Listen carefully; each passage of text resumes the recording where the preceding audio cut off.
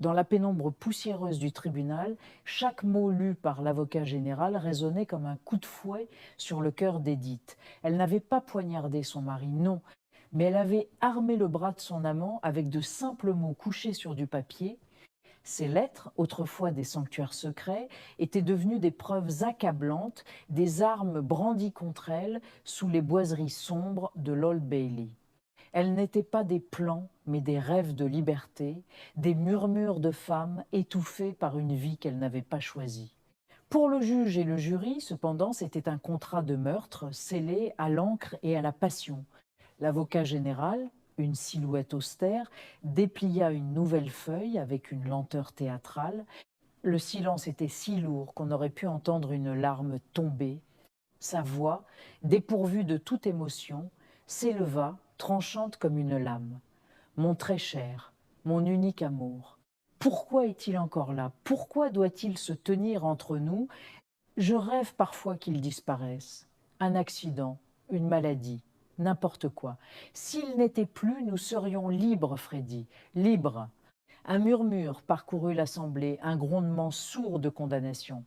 Les regards se tournèrent vers Édith, assise dans le box des accusés, le visage d'une pâleur de cire. Ses yeux, noyés de larmes, fixaient le vide, comme si elle revoyait la scène où elle avait écrit ces lignes, seule dans sa chambre, cherchant une évasion dans l'illusion d'un avenir différent. Elle se souvenait de l'odeur de l'encre, du crissement de la plume sur le papier. C'était un jeu, un fantasme dangereux, pour échapper à la monotonie de son mariage. Freddy était son chevalier servant, l'incarnation d'un amour pur et dévorant qu'elle n'avait jamais connu. Leurs regards volés, leurs mains qui se frôlaient, étaient la seule source de lumière dans son existence terne. Pour lui, elle avait inventé des histoires, exagéré sa peine, dramatisé son désespoir. Elle voulait être sauvée, mais seulement en imagination.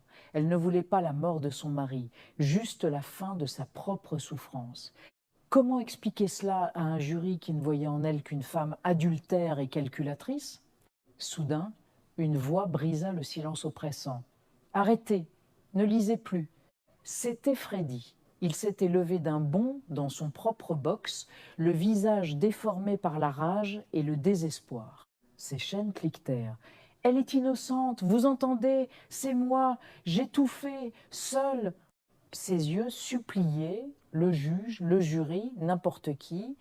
Ces lettres, elle ne le pensait pas.